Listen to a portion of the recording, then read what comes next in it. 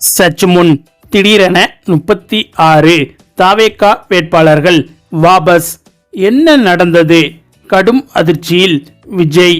அதாவது தமிழக சட்டமன்ற தேர்தலில் 234 தொகுதிகளில் போட்டியிட வேண்டிய தாவேகா 233 தொகுதிகளில் மட்டுமே போட்டியிடும் நிலை ஏற்பட்டுள்ளது. தேர்தலுக்கு முன்பே தாவேகா வேட்பாளர்களுக்கு நெருக்கடி கொடுக்கும் வேலைகள் சத்தமில்லாமல் தொடங்கிவிட்டன. இந்த முறை திமுக மற்றும் அதிமுகவிற்கு போட்டியாக தேர்தல் களத்தில் தாவேகாவின் தாக்கம் கடுமையாக இருக்கும் என்கின்ற எதிர்பார்ப்பு கடுமையாக எழுந்து வருகிறது. அதே சமயம் தாவேகா தலைவர் விஜய் பிரச்சாரம் செய்வதில் பல்வேறு சிக்கல்கள் தொடர்ந்து எழுந்து வருகின்றன. இதனால் சென்னையில் பிரச்சாரம் மேற்கொள்ள வேண்டிய விஜய் 2 முறை அந்த பிரச்சாரத்தை ஒத்தி வைத்திருக்கிறார். இதனால் தாவேகா சார்பில் தமிழகம் முழுவதும் போட்டியிடும் வேட்பாளர்கள் அனைவரும் தீவிரமாக பிரச்சாரம் செய்ய வேண்டும் என தாவேகா தலைமை உத்தரவு போட்டுள்ளது. மேலும் சமூக வலைதளங்களில் தாவேகாவின் ஐடி விங் தீவிர பிரச்சாரத்தை முன்னெடுக்க ஆரம்பித்துவிட்டது. இதனால் பல இடங்களில் திமுக மற்றும் அதிமுகவிற்கு நெருக்கடியாக தாவேகா வேட்பாளர்கள் உருவாகும் நிலை ஏற்பட்டு உள்ளது. எனவே தாவேகா வேட்பாளர்களை களத்தில் இருந்து ஓரம் கட்ட அதிமுக மற்றும் திமுக கூட்டணியினர் கடுமையான முயற்சிகளை மேற்கொண்டு வருகிறார்கள் என்று சொல்லப்பட்டு வந்தது. கிருஷ்ணகிரி மாவட்டம் ஊத்தங்கரை தொகுதிக்கு குமாரவேலையும், ஓசூர் தொகுதிக்கு ஆம்பிரிஸ் என்கிற வேட்பாளரையும் களத்தில் இறக்கியது. ஆனால் இருவருமே தாவேகா தலைமை மாற்றியது. அவசரமாக 2 தொகுதிகளுக்கும் மாற்று வேட்பாளர்களை களத்தில் இறக்கியது தாவேகா தலைமை. ஊத்தங்கரை தொகுதிக்கு இளையராஜாவையும், ஓசூர் தொகுதிக்கு வேந்தர் கணேசன் என்பவரையும் வேட்புமனு தாக்கல் செய்ய சொன்னது தலைமை. இதில் ஒருவர் ஆப்சென்ட் ஆகி சுயேச்சை ஆக களமிறங்கிய சம்பவங்கள் எல்லாம் நடக்கிறது. இந்த நிலையில்தான் எடப்பாடி தொகுதியில் தாவேகா சார்பில் நிறுத்தப்பட்ட அருண்குமார் முறையாக வேட்பு மனுவை நிரப்பாமல் போனதோடு வேட்பு மனு பரிசீலனை அன்றும் அவர் வரவில்லை. மாற்று வேட்பாளராக நிறுத்தப்பட்டவரின் வேட்பு மனுவும் முழுமையாக நிரப்பப்படவில்லை. இதனால் 2 வேட்பு மனுகளும் நிராகரிக்கப்பட்டன. இதனைத் தொடர்ந்து எடப்பாடி தொகுதியில் தாவேகா சார்பில் யாரும் போட்டியிட முடியாத நிலை உருவாகிவிட்டது. இது தலைமைக்கு கடும் அதிர்ச்சியை கொடுத்தது. தாவேகா வேட்பாளர்கள் கடைசி நேரத்தில் காலை வாருவதால் என்ன செய்வது என ஆலோசனைகளில் தாவேகா தலைமை இறங்கியுள்ளது. குறிப்பாக திமுக மற்றும் அதிமுகவின் விஐபி வேட்பாளர்கள் களமிறங்கும் தொகுதிகளில் தாவேகா சார்பில் போட்டியிடும் வேட்பாளர்களுக்கு அழுத்தம் அதிகமாக வருவதை தலைமையும் அறிந்துள்ளது. இது குறித்து தாவேகா தலைமைக்கு நெருக்கமானவர்கள் பேசும்போது வேட்பாளர்கள் தேர்வில் விஜய் ரசிகர் மன்றத்தை சாராத பலருக்கும் வாய்ப்புகள் வழங்கப்பட்டதற்கு காரணம் வேட்பாளர்களுக்கு ஏற்பட்ட பஞ்சம் என்பதே உண்மை. கடைசி நேரத்தில் பல தொகுதிகளில் தகுதி வாய்ந்த வேட்பாளர்களை தேர்வு செய்வது கட்சி தலைமைக்கு கஷ்டமாகி விட்டது. அதையே இப்போது எங்களுக்கு எதிரான ஆயுதமாக திமுகவும் அதிமுகவும் கையில் எடுக்க பார்க்கின்றன. பல இடங்களில் திமுக வேட்பாளர்கள் எங்கள் கட்சியின் வேட்பாளர்களை முடக்க பல வழிகளிலும் முயற்சி செய்து வருகிறார்கள். பலரிடம் விலை பேரமும் நடந்துள்ளது. எடப்பாடியில் நடந்ததையும் அந்த வகையிலான ஒரு முயற்சியாகவே பார்க்கிறோம் என்று தாவேகாவினர் கூறுகிறார்கள். மேலும் திமுக முன்னணி அமைச்சர்கள் முதல் முறையாக களமிறங்கும் வேட்பாளர்கள் வரை அனைவரும் குறிவைப்பது தாவேகா வேட்பாளர்களே தான். அவர்களை சரி கட்டினாலே திமுக ஓட்டுகள் சிதறாமல் கிடைத்துவிடும் என கணக்கு போடுகிறார்கள். திருச்சி மாவட்டத்தில் 2 தொகுதிகளில் போட்டியிடும் தாவேகா வேட்பாளர்களை ஏற்கனவே திருச்சி அமைச்சர் தரப்பு அணுகி பேசியிருக்கிறது. கொங்கு மண்டலத்தில் செந்தில் பாலாஜியை பற்றி சொல்லவே வேண்டாம்.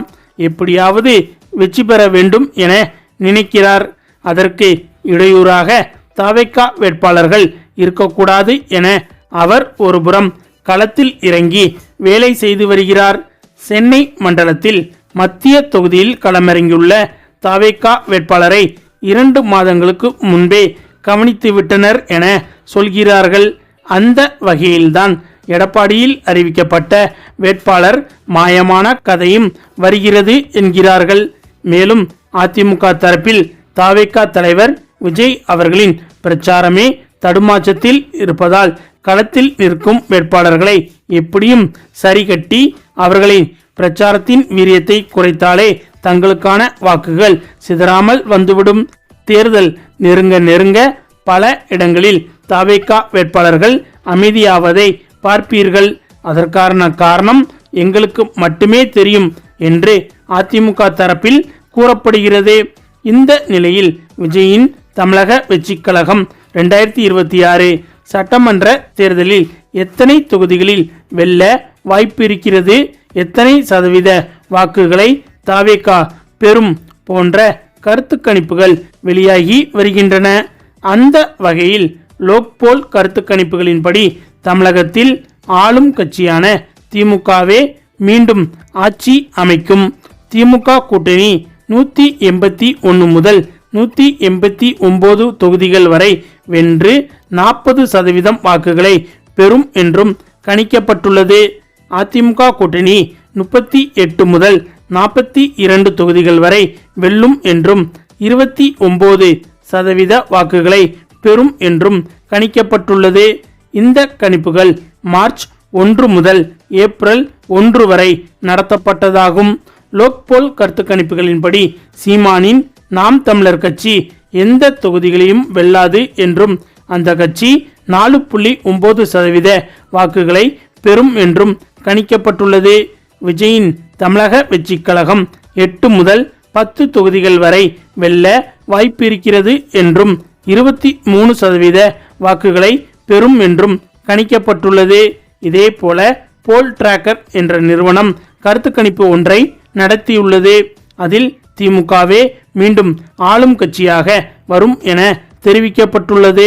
திமுக கூட்டணியை பொறுத்தவரை 172 முதல் 178 தொகுதிகள் வரை வெல்லும் என்றும் 42% வாக்குகளை பெறும் என்றும் கணிக்கப்பட்டுள்ளது.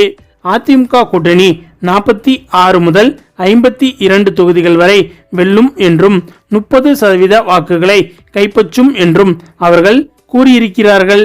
சீமானின் நாம் தமிழர் கட்சி 5% வாக்குகளை பெறும் என்றும் விஜயின் தமிழக வெற்றிக் கழகம் 6 முதல் 12 தொகுதிகள் வரை கைப்பற்றி 19% வாக்குகளை கைப்பற்றும் என்றும் கணிக்கப்பட்டுள்ளது. விஜயின் தமிழக வெற்றிக் கழகம் மேலே குறிப்பிட்டுள்ள கருத்து கணிப்பின்படி 8 முதல் 12 தொகுதிகள் வரை வெற்றி பெறும் என்று கணிக்கப்பட்டுள்ளது. ஆனால் இது நிஜமாகுமா என்பது மே 4ஆம் தேதி தேர்தல் முடிவுகளின் போதுதான் உறுதியான நிலவரம் தெரியவரும். இருந்தாலும் இதில் தமிழக வெற்றிக் கழகத்திற்கு நிச்சயமாக 2 முதல் 3 தொகுதிகளில் வெற்றி பெறும் வாய்ப்பு பிரகாசமாக இருக்கிறது. அதிலும் முக்கியமாக கோபிச்செட்டிப்பாளையம் செங்கோட்டையனின் தொகுதி. தமிழக வெற்றிக் கழகத்திற்கு கோபிச்செட்டிப்பாளையம் தொகுதியில் வெற்றி உறுதி என்றே சொல்லலாம். காரணம், அந்த தொகுதியில் செங்கோட்டையனுக்கு என்று தனி செல்வாக்கு உள்ளது. அவர் 2006, 2011, 2016, 2021 என தொடர்ந்து 4 சட்டமன்ற தேர்தல்களில் வெற்றி பெற்று 20 ஆண்டுகளாக எம்எல்ஏவாக இருந்து வருகிறார். இதன் காரணமாக அந்த தொகுதியில் மீண்டும் அவர் வெற்றி பெறுவார் என்று எதிர்பார்க்கப்பட்டு வருகிறது. அதேபோல் நடிகர் விஜய் திருச்சி கிழக்கு மற்றும் பெரம்பூர் என 2 தொகுதிகளில் போட்டியிடுகிறார். விஜய் எப்படியாவது வெற்றி பெற வேண்டும் என்ற நோக்கத்தில் 2 தொகுதிகளில் போட்டியிடுகிறார்.